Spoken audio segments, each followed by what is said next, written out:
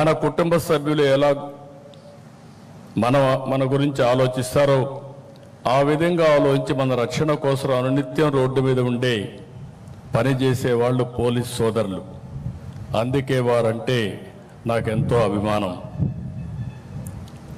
పోలీసులంటే కఠినత్వంతో ఉంటారని అనుకుంటారు, కానీ మానవత్వంతో వ్యవహరించేది వాళ్లే. ఏలూరులో జరిగిన సంఘటనగా నాకు గుర్తుంది. ఒక మధ్యతరగతి మహిళ దివ్యాంగురైన తన కూతుర్ని రోజు స్కూల్లో డ్రాప్ చేసి రావడం కోసం కష్టపడి ఒక బైక్ కొనుక్కుంది. కానీ ఎవరో ఆ బైక్ దొంగతనం చేశారు. దీంతో బిడ్డను స్కూలుకు పంపలేక ఆ తల్లి ఎంతో ఆవేదన చెందింది. ఏలూరు పోలీసులు కష్టపడి ఆ దొంగను పట్టుకుని బైక్ తిరిగి ఆమెకి ఇచ్చారు. అప్పుడు ఆ తల్లి ఆనందం చూడాలి. అది నిజమైన పోలీస్ అంటే, అదే నిజమైన మానవత్వం.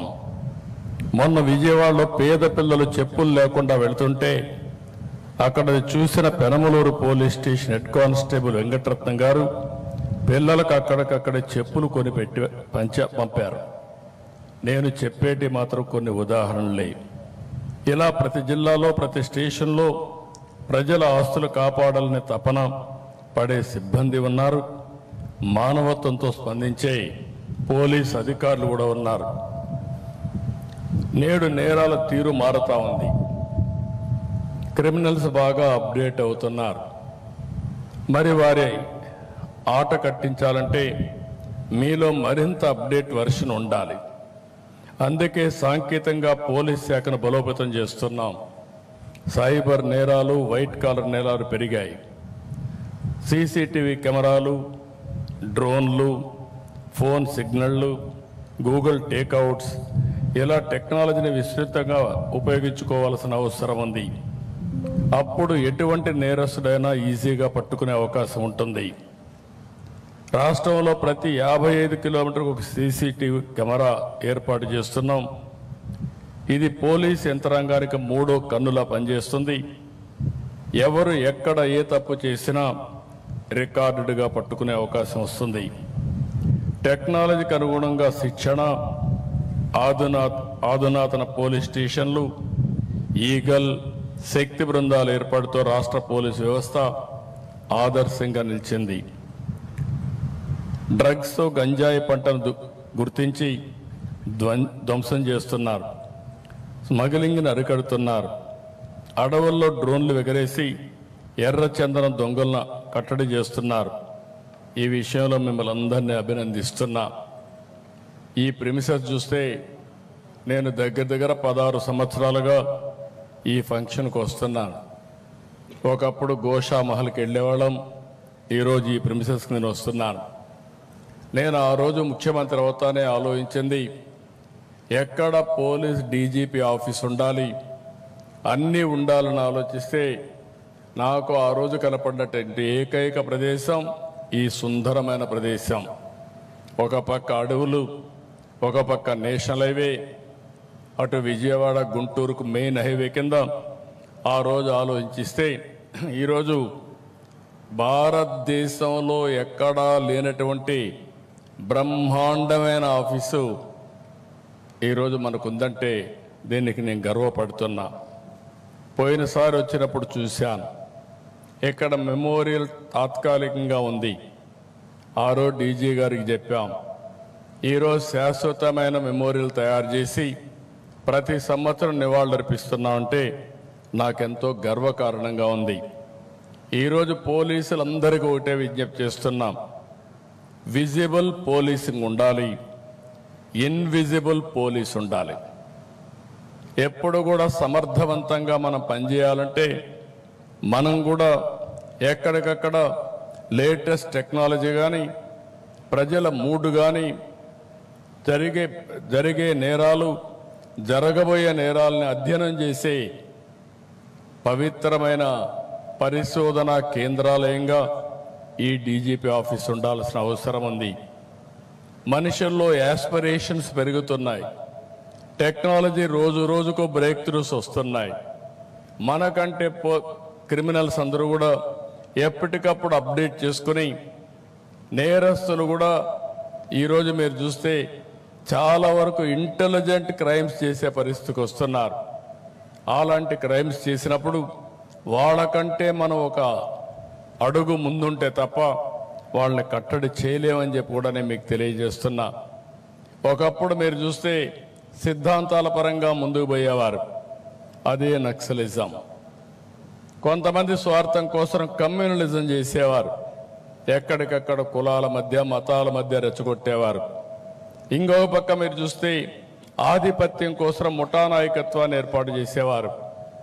ఇంకో పక్క డబ్బుల కోసం రౌడీజం చేసి అది ముఠాలుగా తయారై ఓసారి ఇంటర్నేషనల్ ముఠాలుగా కూడా తయారయ్యే పరిస్థితికి వచ్చారు.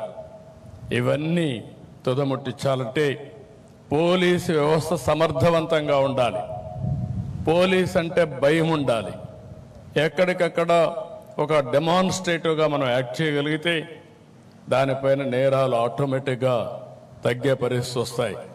అట్లా కాకుండా మనం లీనియంట్గా ఉంటే దానివల్ల ప్రతి ఒక్కరు ఆసరాగా తీసుకొని ఒక నేరమే కాదు నేరాల మయం చేసే పరిస్థితి వస్తుందని చెప్పి కూడా నేను మీకు తెలియజేస్తున్నా. ఇటీవల కాలంలో మనం చూస్తున్నాం, నా అనుభవంతో చెప్తున్నాం, 45 రాజకీయాలు, 48 సంవత్సరాలు, రేపు 28కి మొట్టమొదటి ఎమ్మెల్యేగా అయిన తర్వాత సుదీర్ఘమైనటువంటి రాజకీయ జీవితంలో అనేక సమస్యలు చూశాను. నేను మొదటి నుంచి కూడా ఒకటే ఆలోచిస్తున్నాను, law and order utmost important. నిన్న గూగుల్ పెట్టుబడులు $15 బిలియన్ ఆంధ్రప్రదేశ్కి వచ్చిందంటే, వైజాగ్కి వచ్చిందంటే వారికి ఒక నమ్మకం, ఈ రాష్ట్రంలో లా అండ్ ఆర్డర్ ఉంటుంది, ఈ రాష్ట్రంలో అభివృద్ధి జరుగుతుంది, వారు పెట్టే పెట్టుబడులకు సేఫ్టీ ఉంటుందనే ఉద్దేశంతో అతిపెద్ద పెట్టుబడి ఆర్థిక సంస్కరణలు వచ్చిన తర్వాత మొట్టమొదటిసారిగా $15 billion data centre, artificial intelligence ఖర్చు పెట్టే పరిస్థితికి వస్తున్నారు. ఇది ప్రపంచానికే ఒక హబ్బుగా తయారవుతుంది. ఒకప్పుడు హైదరాబాద్లో హైటెక్ సిటీ, ఐటీతో ప్రారంభించిన నేను ఈరోజు ఆర్టిఫిషియల్ ఇంటెలిజెన్స్, అదే మరిగా డేటా సెంటర్తో గూగుల్తో విశాఖపట్నం ముందుకు పోయే పరిస్థితి వచ్చింది. ఇవన్నీ ఒక ఎత్తు అయితే, సమాజంలో అశాంతి సృష్టించడానికి కొన్ని రాజకీయ ముసుగులో కూడా కొత్త కొత్త నేరాలు చేసే పరిస్థితికి వస్తున్నారు. నాకెప్పుడూ భయం లేదు. మీ అందరికీ తెలుసు, మీరందరూ త్యాగాలు చేస్తున్నారు. మీరు చేసిన త్యాగాల్లో ముందున్న వ్యక్తి నేను. నా మీద నేను ఎప్పుడు కూడా ఎవరిని కూడా నా జీవితంలో ఎప్పుడు కేసు కూడా పెట్టించుకోలేదు. కానీ రాష్ట్రంలో లా అండ్ ఆర్డర్ మెయింటైన్ చేయాలి, ప్రజలకు భద్రత కల్పించాలి, ఎట్టి పరిస్థితుల్లో ఉపేక్షించకూడదని రాజీ లేని పోరాటం చేశాను. దాని ఫలితమే 2023లో నా మీద 23 క్లేమోర్ మైన్స్ బ్లాస్ట్ చేసే పరిస్థితికి వచ్చారు. అయినా కూడా నేను భయపడలేదు. ప్రాణం అనేది తాత్కాలికం, మనం చేసే పనులు అనేది శాశ్వతం. అలాంటి పనులు చేస్తున్న పోలీసు వ్యవస్థని మరొక్కసారి అభినందిస్తున్నా.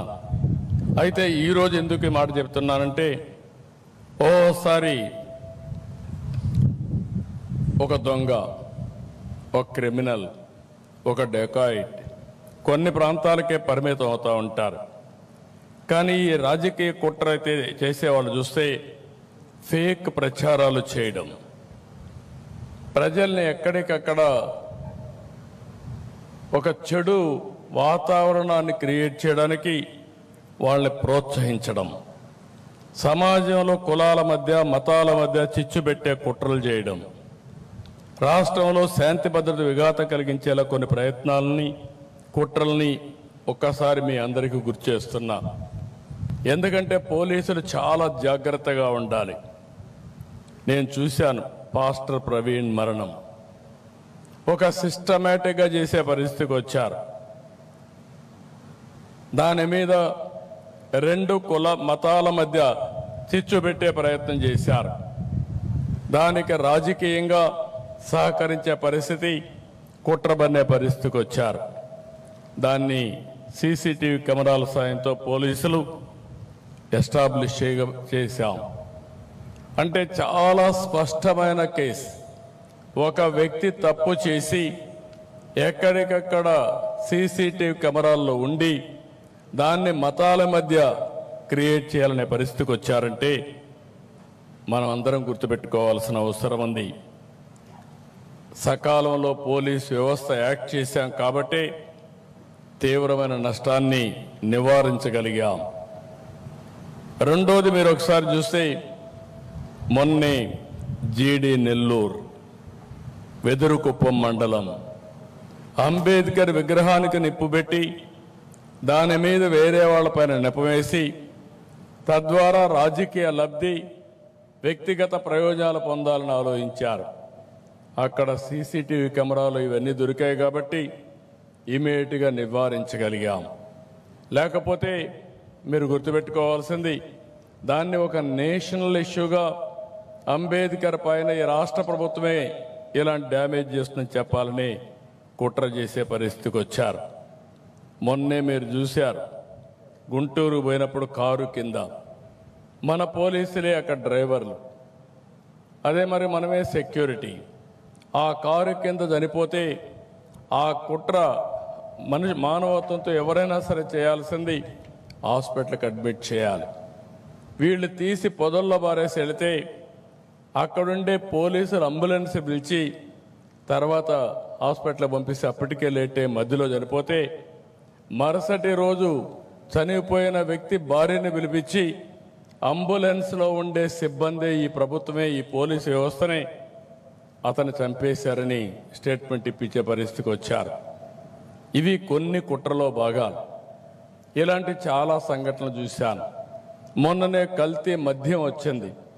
ఈ ప్రభుత్వం ఒకటే చెప్పాను, చాలా స్పష్టమైన ఆదేశాలు ఇచ్చాను. ఎవడు ఎక్కడ తప్పు చేసినా, దోషి ఎక్కడున్నా, ఏ పార్టీ వాడైనా ఎవడైనా సరే యాక్షన్ తీసుకోవాలని చాలా స్పష్టంగా చెప్పాను. దానిపైన మీరు చూస్తే మరుసటి రోజున వరుసగా ఎవరు చనిపోయిన రాష్ట్రంలో ఈ కల్తీ మద్యంతో చనిపోయారని తప్పుడు ప్రచారం చేసి ప్రజల్ని భయభ్రాంతులు చేసే పరిస్థితికి వచ్చారు. ఇలాంటి కొన్ని విషయాలే మీ దృష్టి తీసుకొస్తున్నా. అందుకే పోలీసు వ్యవస్థ జాగ్రత్తగా ఉండాలి, అప్రమత్తంగా ఉండాలి. అప్పుడే ఇలాంటి ఆటలు మనం అరికట్టే పరిస్థితి వస్తుంది. సోషల్ మీడియా ఇంకొక పెద్ద ఛాలెంజ్. ఒకప్పుడు ప్రింట్ మీడియానే ఉండేది, అంత మునుపైతే ఆల్ ఇండియా రేడియోనే ఉండేది. తర్వాత ప్రింట్ మీడియా వచ్చింది, తర్వాత ఎలక్ట్రానిక్ మీడియా వచ్చింది, ఈరోజు సోషల్ మీడియా వచ్చింది. సోషల్ మీడియాకు ఆడిటర్స్ లేరు, ఎడిటర్ లేడు. వాళ్ళు ఏదనుకుంటే అది పెట్టేసి వ్యక్తిగత హననానికి పాల్పడే పరిస్థితికి వస్తున్నారు. అలాంటి సందర్భంలో వచ్చినప్పుడు ఇది ఒక కొత్త ఛాలెంజ్గా మనం తీసుకోవాల్సిన అవసరం ఉంది. ఎంతోమంది నేను చూస్తున్నాను, చాలా బాధపడుతున్నారు, కుమిలిపోతున్నారు. అలాంటి పరిస్థితులు కూడా వస్తున్నాయి. ఇలాంటి కొత్త ట్రెండ్స్ వచ్చినప్పుడు పోలీసు వ్యవస్థ కూడా అలాంటి కొత్త ట్రెండ్లు అరికట్టడానికి ఎక్కడికక్కడ మనం చొరవ తీసుకోవాలి, మనం ముందుకు పోవాల్సిన అవసరం ఉందని చెప్పి కూడా నేను మీకు తెలియజేస్తున్నా. అందుకే ఈరోజు మిమ్మల్ని అందరినీ కోరేది, పోలీసులకు పూర్తి స్వేచ్ఛనిచ్చాం. మీరు కఠినంగా ఉండండి. లా అండ్ ఆర్డర్ కంటే ఏది ముఖ్యం కాదు. ఆడబిడ్డల అఘాయిత్యంగా చేస్తే ఎంతటి వాడైనా సరే, ఒకవేళ తాగిన మైకంలో చేసినా, లేకపోతే పోలీసులు ఏం చేయరనే అహంభావంతో చేసినా, అదే చివరి రోజు వాళ్ళకి కావాల్సిన అవసరం ఉంది. అప్పుడే ఇలాంటి మనం కంట్రోల్ చేస్తామని చెప్పి కూడా నేను మీకు తెలియజేస్తున్నా. మీరు ప్రభుత్వానికి, ప్రజలకు అండగా ఉండండి. మేము మీకు, మీ కుటుంబాలకు మద్దతుగా నిలుస్తాం. మీ కుటుంబ సభ్యుల వైద్య సేవకు మీకోసం 16 నెలల్లో 33 కోట్ల రూపాయలు ఖర్చు పెట్టాం. గ్రూప్ పర్సనల్ యాక్సిడెంట్ ఇన్సూరెన్స్ గత ప్రభుత్వం నిలిపేస్తే మళ్ళీ దాన్ని పునరుద్ధరించాం. కానిస్టేబుల్ నుంచి డీజీపీ వరకు ప్రతి ఒక్కరికి 20 లక్షల నుంచి 45 లక్షల వరకు ఉచిత బీమా కవరేజ్ ఇస్తున్నాం. మరణించిన 171 మంది పోలీసులకు బీమా కింద 23 కోట్లు అందించాం. 2266 మంది పోలీస్ పిల్లలకు మెరిట్ మెమోరియల్ స్కాలర్షిప్ల కోసం 5 కోట్లు ఇచ్చాం. రాష్ట్రంలోని 22 పోలీస్ క్యాంటీన్లకు 4,70,00,000 రూపాయలు మంజూరు చేశాం. గత ఏడాదిగా ట్రావెల్ అలయన్స్ కానీ, surrender leaves, additional surrender leaves, ఇంకా ఇతర బిల్లులు చెల్లించేందుకు 320 కోట్లు కేటాయించాం. త్వరలో హోంగార్డులకు ఉచిత ఆరోగ్య బీమా, పోలీసు కుటుంబాలకు 30 లక్షల వరకు super top of health insurance కల్పించే ప్రయత్నం చేస్తున్నాం. ప్రభుత్వ ఉద్యోగుల పట్ల సానుకూలంగా ఉన్నాం. మీ అందరికీ తెలుసు, 1924 రాష్ట్రంలో ఒక విధ్వంసం జరిగింది. అన్ని వ్యవస్థలు పతనావస్థకు వచ్చాయి. ఆ రోజు ఎన్డీఏ మేము ఒకటే హామీ ఇచ్చాం, మళ్ళీ రాష్ట్రాన్ని పునర్నిర్మాణం చేస్తామని చెప్పి ముందుకొచ్చాం. 16 నెలలైంది. అన్ని వ్యవస్థల్ని ఎక్కడికక్కడ రీఆర్గనైజ్ చేస్తూ ఆ వ్యవస్థల్ని మళ్ళీ ట్రాక్లో పెట్టే పరిస్థితి తీసుకొచ్చాం. నిన్ననే దీపావళి కానుక కింద ప్రభుత్వ ఉద్యోగులందరికీ ఒక డిఏ ఇచ్చాం. అదే సమయంలో పోలీసులకు మాత్రం డిఏని ఇవ్వడమే కాకుండా సరెండర్ లీవ్ని 2 విడతలుగా నవంబర్, జనవరిలో మీకు చెల్లించే ఏర్పాటు చేశామని చెప్పి కూడా నేను మీకు తెలియజేస్తున్నా. పోలీస్ వ్యవస్థను అన్ని విధాలా బలోపేతం చేస్తాం. 6,100 మంది కానిస్టేబుల్ నియామకం చేశాం. త్వరలోనే వారంతా నిధుల్లో చేరతారు. ఇంకొక పక్కన శాఖాపరమైనటువంటి పదోన్నతులు సకాలంలో వచ్చేలా అన్ని చర్యలు తీసుకుంటాం. ఇంకొక విషయం మీ అందరికీ ఫైనల్గా విజ్ఞప్తి చేస్తున్నా, మీ సంక్షేమం, మీ భద్రత చూసుకునే బాధ్యత ప్రభుత్వానికి. కానీ ఈరోజు రాష్ట్రంలో అన్ని వర్గాలు బాగుండాలంటే నేను ఒకటే ఆలోచిస్తున్నాను. 2047కి ప్రపంచంలో నెంబర్ 1 ఆర్థిక వ్యవస్థగా భారతదేశం ఉంటుంది. అదే సమయంలో ఆంధ్ర రాష్ట్రం భారతదేశంలో నెంబర్ 1గా చేసుకునే బాధ్యత మన పైన ఉంది. అదే హెల్తీ, వెల్తీ, హ్యాపీ సొసైటీ. దీనికోసం లా అండ్ ఆర్డర్ చాలా ముఖ్యం. భద్రత ఉంటేనే ఇవన్నీ సాధ్యం. ఆస్తి భద్రత కానీ, లేకపోతే వ్యక్తిగత భద్రత కానీ, సమాజ భద్రత కానీ చాలా ముఖ్యం అని చెప్పి కూడా నేను మీకు తెలియజేసుకుంటూ, మరొక్కసారి ఈరోజు ఇక్కడికి వచ్చినప్పుడు అనిపిస్తుంది, one of the best premises. ఇక్కడ ఉండి ట్రైనింగ్ తీసుకున్నా, పనిచేసినా, లేకుంటే ఒక మంచి ప్రదేశంలో ఒక డీజీపీ ఆఫీస్ ఇక్కడికి వచ్చిందంటే, పోలీస్ ప్రెమిసెస్ వచ్చిందంటే, పోలీస్ హెడ్ క్వార్టర్స్ ఇక్కడ ఉందంటే చాలా సంతోషం. అయితే ఇలాంటి బ్రహ్మాండమైన ప్రదేశంలో ఆధునీకరణతో మీరు ముందుకు పోవాల్సిన అవసరం ఉంది. ఒకప్పుడు నేను మిమ్మల్ని అందరినీ శారీరకంగా కూడా బాగా తయారు చేసుకుంటూ, మీరు ఒకసారి చూస్తే నూతనమైన పాలసీలను తీసుకొచ్చినప్పుడు గ్రే హౌండ్స్ కానీ ఇలాంటి వ్యవస్థల్ని చాలా పటిష్టంగా తయారు చేశాం. ఎవరైనా సరే రౌడీ అనేవాడు మన గ్రే హౌండ్స్ చూస్తే భయపడే పరిస్థితి తీసుకొచ్చాం. ఎవరైనా యాంటీ సోషల్ ఎలిమెంట్స్ ఉంటే అలాంటి వారందరూ కూడా గుండెల్లో రైళ్లు పరిగెత్తించే పరిస్థితి తీసుకొచ్చాం. ఈరోజు మనం ఆలోచించాల్సింది, భారతదేశంలోనే ఏది జరిగినా ఆంధ్రప్రదేశ్తో ప్రారంభమవుతుంది. అలాంటి ఆంధ్రప్రదేశ్ రాష్ట్రంలో మిమ్మల్ని అందరినీ నేను కోరేది, టెక్నాలజీలో ముందుకుండాలి. సైబర్ సెక్యూరిటీ, సైబర్ నేరాలు చేయాలంటే భయపడే పరిస్థితి రావాలి. సంఘ విద్రోహ శక్తుల పట్ల అప్రమత్తంగా ఉండడమే కాదు, గుండెల్లో రైళ్లు పరిగెత్తించే పరిస్థితి పోలీసు వ్యవస్థ ఉండాల్సిందిగా కోరుకుంటూ, మీరు ఇవి చేయండి. నేను ఒకటే హామీ ఇస్తున్నా, మీ గౌరవాన్ని పెంచే బాధ్యత, మీ భద్రత కాపాడే బాధ్యత, మీరు మీ కుటుంబాలని అన్ని విధాలు ఆదుకునే బాధ్యత ఈ ప్రభుత్వం తీసుకుంటామని మరొక్కసారి విజ్ఞప్తి చేస్తూ, అందరికీ మనస్ఫూర్తిగా అభినందనలు తెలియజేసుకుంటూ, మరొక్కసారి పోలీస్ అమరవీరులకు జోహార్లు అర్పిస్తూ జై ఆంధ్రప్రదేశ్, జై హింద్.